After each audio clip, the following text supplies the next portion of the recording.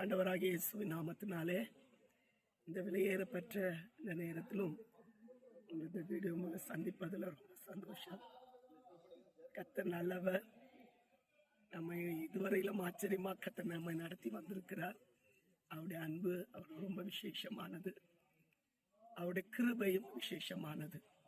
இந்த நாளில் கர்த்தர் நம்மை எவ்விதத்தில் கர்த்தர் நம்மை ஆசீர்வதித்து வைத்திருக்கிறார் என்பதை குறித்து ஒரே ஒரு வார்த்தை மூலம் உங்கள் மத்தியில் சொல்வதில் சந்தோஷப்படுகிறேன்.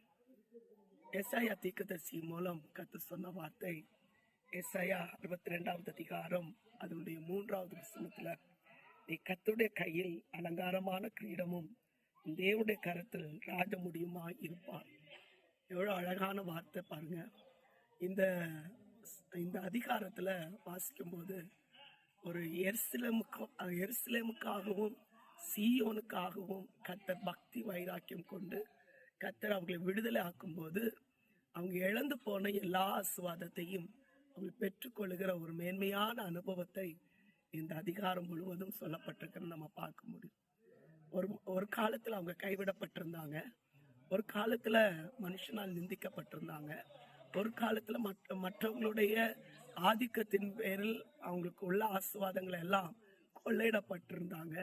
வாழ்க்கையே வெறுத்து போயிருந்த அந்த எருசலேம் குமார்த்திகளை குறித்து, சீயோன் குமார்த்திகளை குறித்து அவர் சொல்லுகிற ஒரு வார்த்தை, இனி நீ கைவிடப்படுவதில்லை, இனி நீ வெட்கப்பட்டு போவதில்லை, நீ என்னுடைய கையில அலங்காரமான முடிவா இருக்கிறார் என்று சொல்லுகிற அந்த வார்த்தை, ஆமென், எத்தனையோ நாட்கள் காத்திருந்த அந்த ஆசீர்வாதத்தை பெற்று கொண்டிருக்கிறதை நாம் இந்த அதிகாரத்துல பார்க்க முடியும். பொறுமையாய் காத்திருந்து தேவ சமூகத்துல கர்த்தர் எப்படியாவது விடுதலை தருவார். எந்த சூழ்நிலையும் நம்ம கைவிட மாட்டார். அவருக்காக காத்திருக்கிற பிள்ளைகளுக்கு ஒரு ஆசீர்வாதம் உண்டு என்பதை குறித்து ஆமென் பொறுமையோடு காத்திருந்த பிள்ளைகளுடைய வாழ்க்கையில வேதம் சொல்லுகிறது, அவர்களை தேடி ராஜாக்கள் வருவார்கள். அவங்க இருக்கிற இடம், அவங்க தேசம் ஆசீர்வாதமா இருக்கும். அவர்களுடைய வாழ்க்கையில இனி மற்றவர்கள் வந்து கொள்ளையிடப்படுகிறதுக்கு தேவன் அனுமதிப்பதில்லை.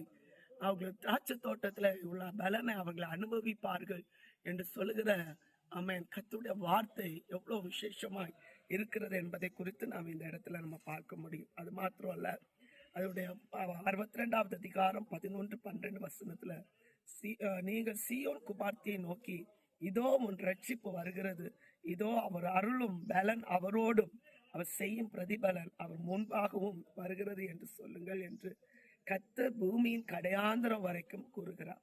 அவர்களை